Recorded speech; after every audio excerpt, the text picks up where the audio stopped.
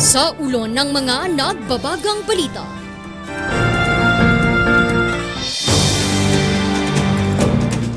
Kauna-unahang rainwater treatment facility ng isang mall sa Baguio City inilunsad.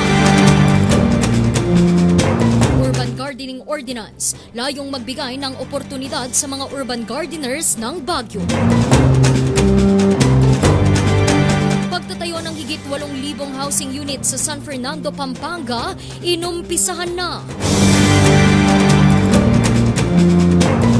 Ilang makasaysayang gusaling itinayo ng mga Amerikano sa Baguio, nais ipreserba.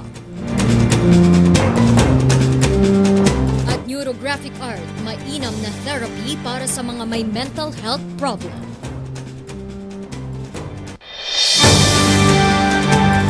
Mula sa RNG News Center Baguio, ito ang Zone Headlines.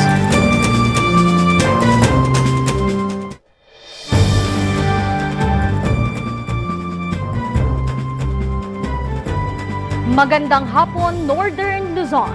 Narito na ang mga bago at may init na mga balita.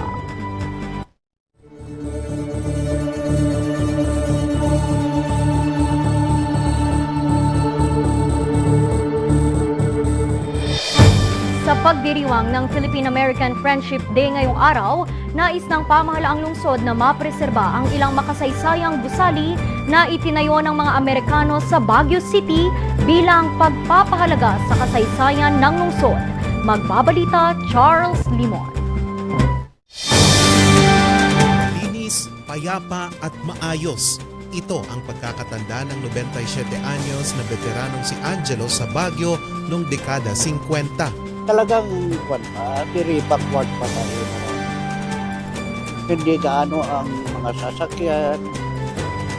Kasi ang tumatakbo lang na yun, bihira-bihira ang mga nagpapasada. Hindi katulad ngayon. May halin tulad daw noon ang lungsod sa itsura ng Amerika mula sa mga architecture ng gusali at iba pa. Mga pag-uugali ng mga tao, Americanized pa rin. Kahit katulad ng gobyerno natin, parang pattern doon sa American way of government. Yeah. Actually, kasi in other areas, Hispanic, di ba? Sa atin is American. Kasi sila talaga ang made Baguio as parang summer capital nga nila, di ba? Where they can rest. Kasi dito lang talaga yung pinakamalamig na malapit from the lowlands. Ngayong araw, ginunita ng Baguio ang Philippine-American Friendship Day kung saan binigyang pugay nila si George Arthur Malcolm kung saan ipinangalan sa kanya ang Malcolm Square. But we give respect to these Americans who contributed a lot for the development of the city in which we are enjoying today. Si Malcolm kasi ang nag-amyenda sa ilang ordinansa ng lungsod at ng city charter. Idineklara rin ang lugar bilang heritage site. Pero sa rebulto ni Malcolm, makikita ang ilang vandalismo. Parang binabastos, no? Binabastos natin yung mga ganun na mga structure natin, honoring people who helped build Baguio. Upang mapreserba ang mga ito at iba pang makasaysayang gusali, nais bigyan ng lungsod ang mga establishmentong ito ng mga insentibo sa pamamagitan ng ordinansa. Sa ganitong paraan raw, mapapahalagahan ang ambag ng mga ito sa kasaysayan at pag-unlad ng lungsod. Give this commercial area, buildings, incentive, tax incentive, like for example, bawasan natin yung taxes na binabayaran as long as they maintain this area and preserve it. Itong Plaza Hotel dati. Pag-uusapan pa ang nasabing panukala bago ito i-endorso sa sangguniang panglungsod para sa unang pagbasa. Charles Nicolon para sa Luzon Headlines. Inilunsad na ng isang mall sa Baguio City ang kanilang rainwater treatment facility. Sagot daw ito sa kakulangan ng tubig sa lungsod. Narito ang report.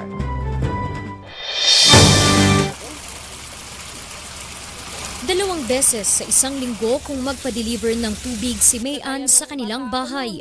Nipatak kasi ng tubig, walang lumalabas sa kanilang mga faucet. Gastos po. Mas malaki yung gastos talaga sa delivery. Pero bakit nagpa-deliver pa rin tayo? Kailangan water is life. Ayon sa Environmental Management Bureau Cordillera, Baguio City ang nakararanas ng pinakamadaming pag-uulan sa isang taon sa buong bansa. Where the rains bring around 900 to over 4,000 milliliters annually.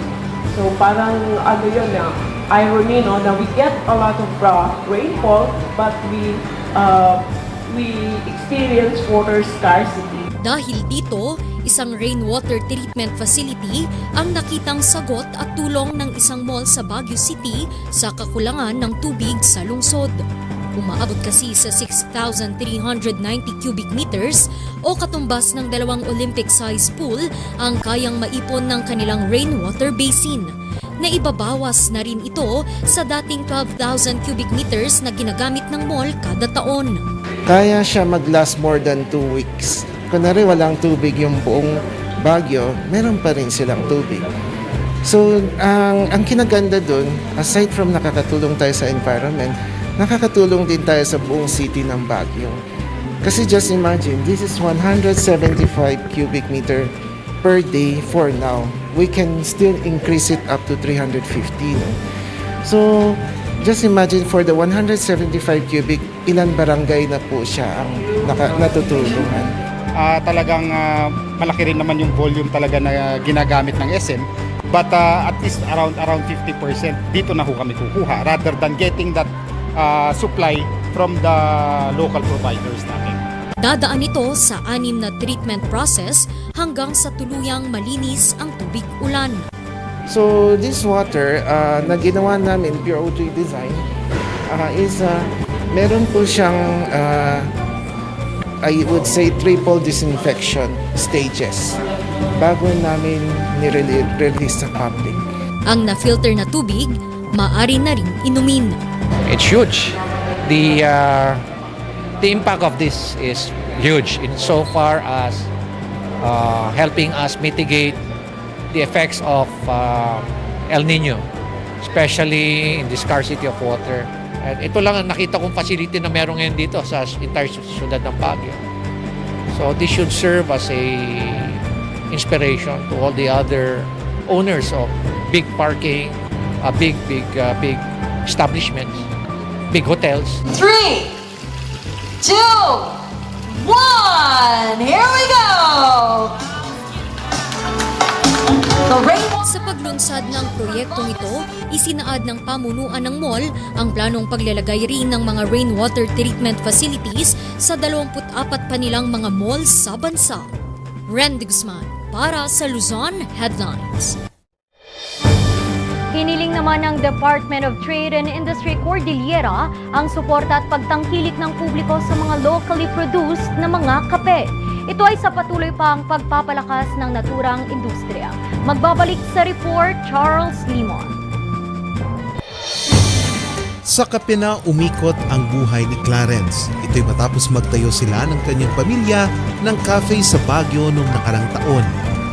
Me and my mom, we really love coffee since then, and yung mother ko has had this passion for cooking for years already. And so we wanted to combine that, and then when the opportunity was given to us, sabi namin, sure, let's have this restaurant, let's make this restaurant work. Bagamat may pag-aalinlangan noong una, napaunlad rin nila ito. Ito'y dahil na rin patok ito sa publiko.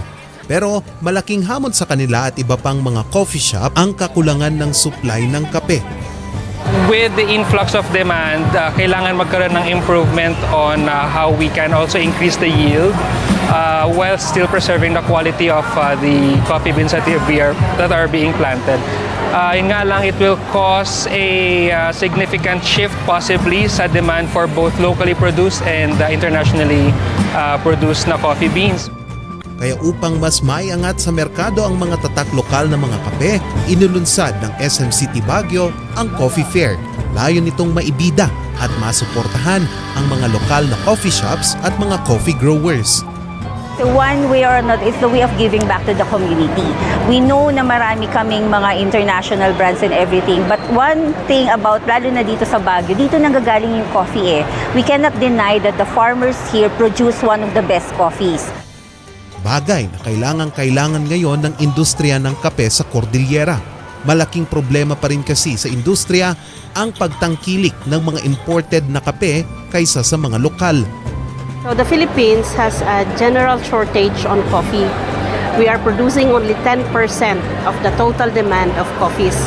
That makes the Philippines number 5 in terms of consumption, number 4 in terms of importation, but we are the number 1 in the importation of soluble coffee. Idagdag pa raw dito ang mababang ani ng mga coffee growers sa bansa kumpara sa ibang bansa sa Asia na exporter ng kape. Sa Cordillera, aabot lang sa 15 metriko tonelada ng kape ang naaani kada taon. As of now, we are just 0.5 kilos per tree. Sa Vietnam, 2.4 per kilos per tree. Or in terms of hectarage, 2.4 tons per hectare. Pero tayo, 0.5 lang. So, we are trying to find ways by way of researches, by making it scientific or smart agriculture, whatever it is. Basta, ang target ng roadmap natin is 1 kilo per tree. Dahil dito, 70% ng kape sa bansa ay imported, kaya suportado ng DTI ang mga aktibidad ng pribadong sektor sa pagsusulong ng lokal na kape. Ang nasabing coffee fair ay taunang aktibidad ng mall sa lahat ng branch nito upang mailapit pa ang publiko sa pagkonsumo ng tatak lokal na mga kape. Charles Nicolimon para sa Luzon Headlines. Susunod, Urban Gardening Ordinance layong magbigay ng oportunidad sa mga urban gardeners ng Baguio City. Yan at iba pang mga balita, abangan!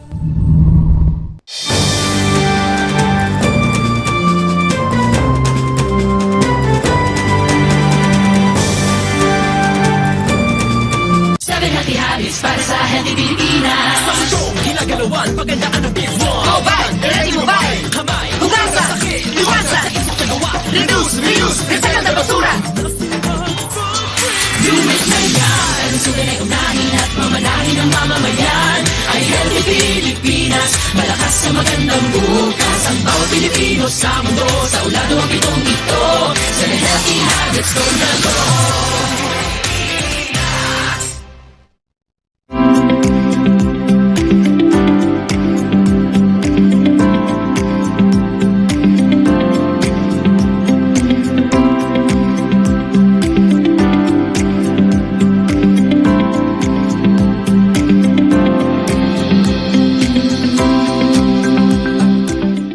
Those of you interested to join our free art lessons, we will be doing it every Saturday, no?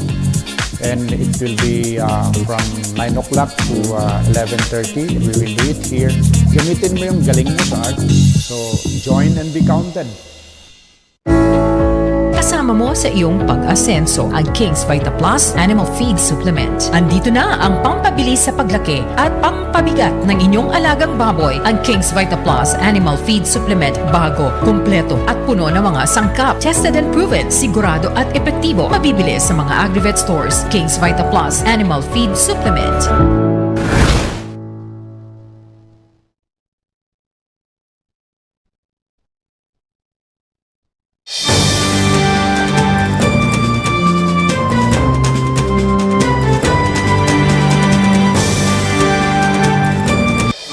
Ipinasana sa unang pagbasa ang Urban Gardening Ordinance na layong magbigay ng dagdag oportunidad sa mga urban gardeners ng Baguio City.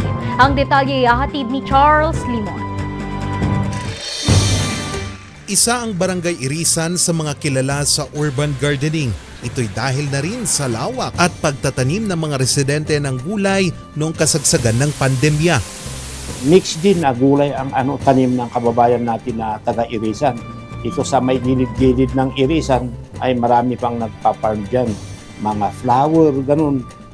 Dahil dito, nakaalalay pa rin ang barangay sa mga pangangailangan ng mga residente sa pagtatanim. May committee tayo, hawak ni Kagawad Dumalpi, nagpo-post din ng mga buto. Ina-approve ka agad natin, pinapapurchase natin para maibigay sa kanila. Actually, kahit pa yung mga gamit ng farming, yung mga traktor, nagbigay tayo sa kanila. Ayon sa City Veterinary and Agriculture Office, malaki ang ambag ng urban gardening hindi lang sa food security kundi na rin sa ekonomiya ng lungsod.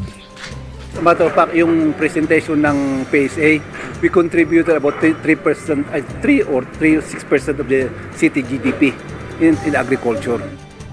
Dahil dito, kumpiyansa ang ahensya na tulungan pa ang mga urban gardeners. Alok nila ang iba't ibang serbisyo sa pagsisimula ng sariling urban garden kahit limitado ang espasyo. Kahit wala kang area, pwede naman sa pots, pwede naman vertical. Kung may area ka naman ng konti, pwede naman sa ground. Pwede ka naman ground. So, if you really like to plant vegetables, you can plant it in pots, you can plant it in ground. Ayon sa Department of Agriculture, aabot sa 3,000 urban gardeners ang rehistrado sa ahensya. Pero inaasahang dadami pa ito sa pagpasa ng Urban Gardening Ordinance sa unang pagbasa sa sangguniang panglungsod. Urban gardening will be highlighted. It will become a flagship project in this present administration. So this is in relation to the environmental, one of the 7 major programs of the present leadership which gives emphasis on the environment. Kabilang sa mga benepisyo ng ordinansa ang mga training, insentibo at mga kagamitan para sa pagtatanim. Maliban sa kabuhayan, makakatulong rin ito sa pagresolba sa food security at malnutrition. There's a need to boost our nutrition program by encouraging our people to plant more organic products, as well as to take care of livestock and animals that will help in addressing our nutrition deficiencies.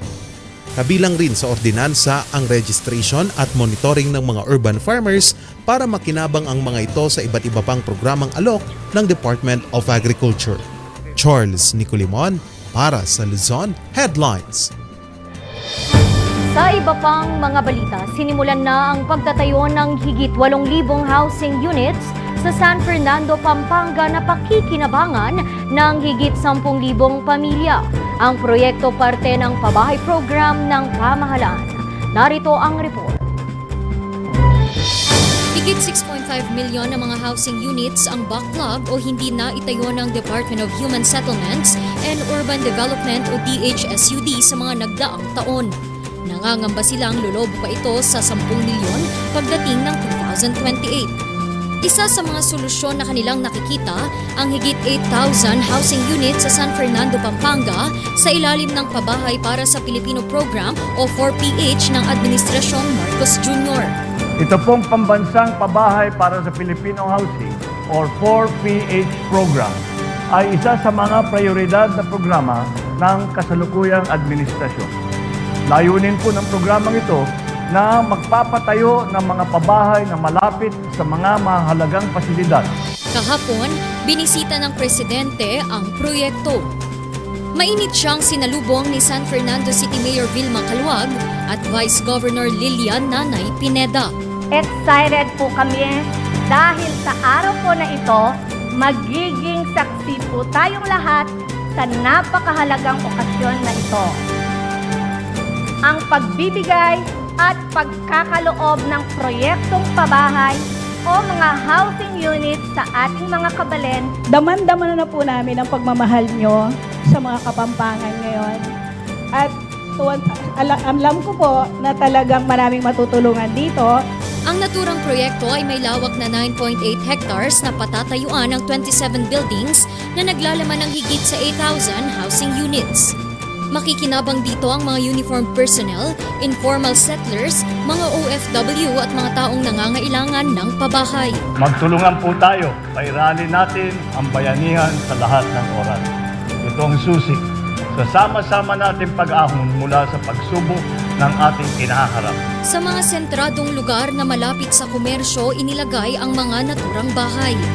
Target ng ahensya na maabot ang 6 million housing units pagdating ng taong 2026. Randy Guzman para sa Luzon Headlines.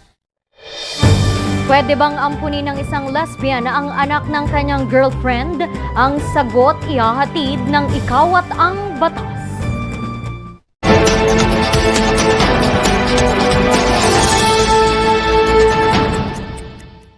Ang tanong, can a lesbian adopt the child of her girlfriend?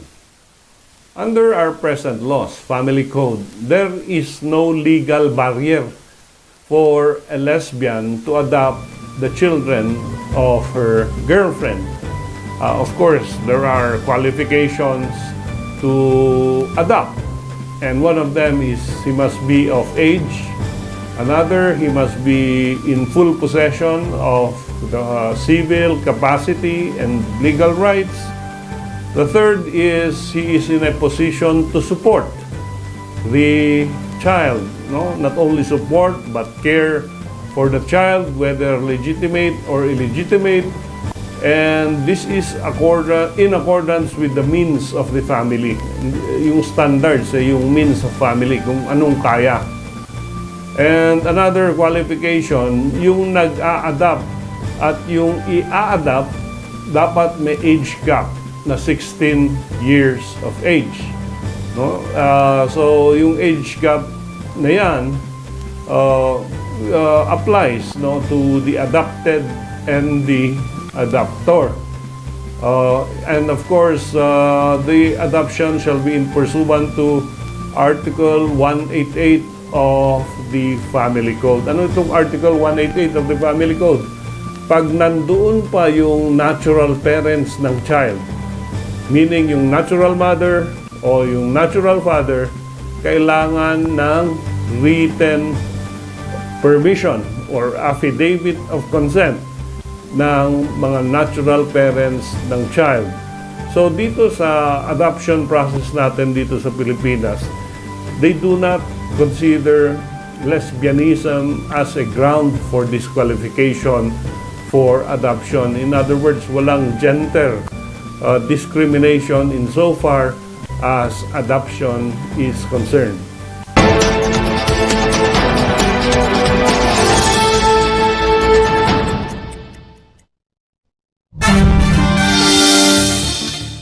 Regional News Group Luzon. Advertise now and reach your target market. Achieve success and call us at 074-637-3947 or through our mobile number at 0960-289-2454.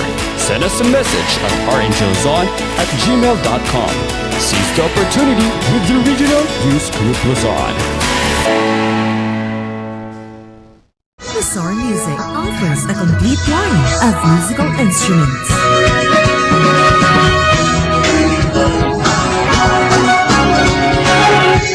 Bizarre Music, Baguio's pioneer in online music and art lessons.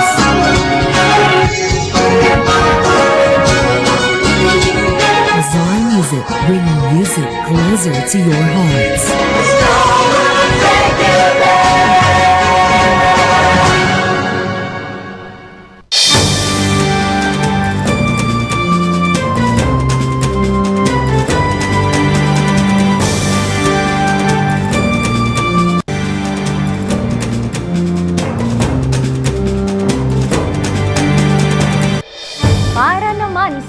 laging stressed o mayroong problema sa mental health. Ipinakikilala ang isang uri ng sining na tinatawag na neurographic art. Kung ano ito, narito ang report. 8 hanggang 12 oras ang ginugugol ng principal na si Leonila sa pagtatrabaho. Kaya madalas, wala na raw siyang oras para sa sarili. Noong weekend, sumama ito sa pag-arangkada ng art residency program ng Baguio City. Before I enter this, meron ako iniisip na parang negative na ano yung ma-stress ako. Kanilang natutunan dito ang isang bagong klase ng sining na kung tawagin ay neurographic art. It follows a certain algorithm or steps. So kaya yung sinasabi natin, this neurographic art is actually art for non-artists. Ito ay isang uri ng sining na nakabase sa psychology. Sinisimulan ito sa pagguhit ng nais na linya hanggang sa makabuo ng mga intersections.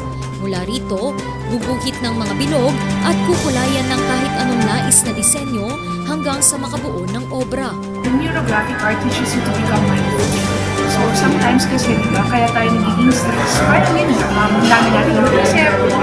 And process of doing art actually tries to produce dopamine in your brain. And every time we do something creative, so it actually connects all the neurons in the brain. So helping to be mindful and eventually up with stress. Hindi na natanggal yung stress mo. Nalaman ko ba na I can that kind of art na hindi naman Nagsisilbi ring tulay ang nasabing programa para isulong ang mental health awareness. This is the first of its kind. Kaya nga, we started first with building a holistic creative person. Part of our program involves mental health awareness. Ang naturang sining ay nagsimula sa bansang Russia taong 2014 at ipinakilala ito sa Estados Unidos at Pilipinas bilang therapy para sa mga mayroong problema sa mental health. Randy Guzman para sa Luzon Headlines. At yan ang mga balitang nakalap ng Luzon Headlines ngayong araw. Muli, maraming salamat at magandang araw sa ating lahat.